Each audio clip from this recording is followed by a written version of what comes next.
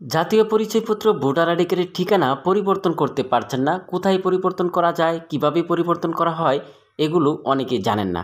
আবার অনেকেরই voter ID কার্ডের নিজের নাম, পিতার নাম, মাতার নাম এবং জন্ম তারিখে, বয়স অনেক তফাৎ রয়েছে, রক্তের গ্রুপ, ছবি এগুলা পরিবর্তন করতে চায়, ভুল হয়েছে।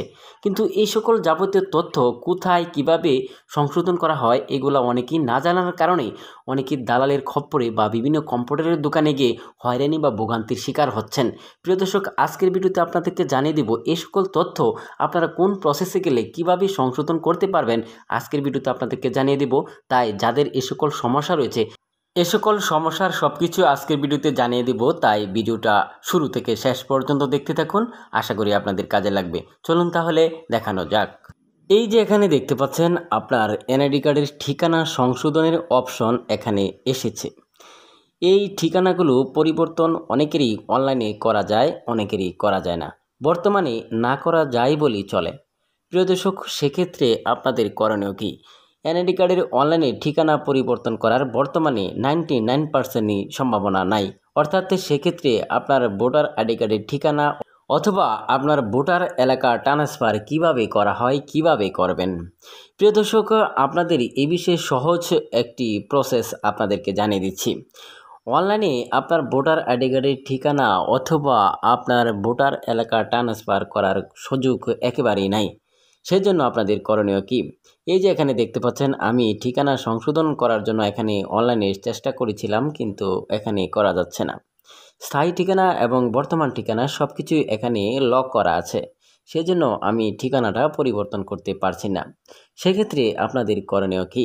প্রিয় দর্শক, এই ঠিকানা আপনার কোন নির্বাচন অফিস থেকে বসানো হয়েছে অথবা আপনার ভোটার আইডি কার্ডের ঠিকানা কোন নির্বাচন অফিসে দেওয়া হয়েছে, অর্থাৎ আপনার ভোটার আইডি কার্ডের ঠিকানা কোন এলাকায় রয়েছে সেই এলাকার উপজেলা নির্বাচন অফিসে যেতে হবে। সেখানে যাওয়ার আগে আপনাদের করণীয় হচ্ছে অনলাইন থেকে একটি NID voter transfer form 13 number form রয়েছে, সেই ফর্মটি আপনি অনলাইন থেকে বের করবেন।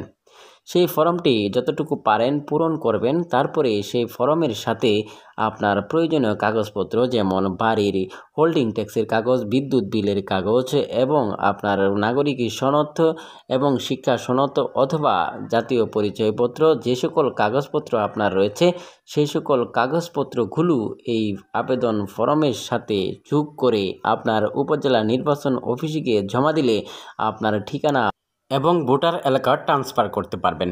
প্রিয় দর্শক, এবং অন্যান্য যে তথ্যগুলো রয়েছে, যেমন নিজের নাম, পিতার নাম, মাতার নাম, জন্ম তারিখ, বয়স, এগুলো তথ্য অনলাইনের মাধ্যমে আবেদন করা যায়। আবেদন করে আপনার উপজেলা নির্বাচন অফিসে আবেদন ফর্ম সরাসরি নিয়ে জমা দিতে হবে, অর্থাৎ জমা না দিলেও চলবে।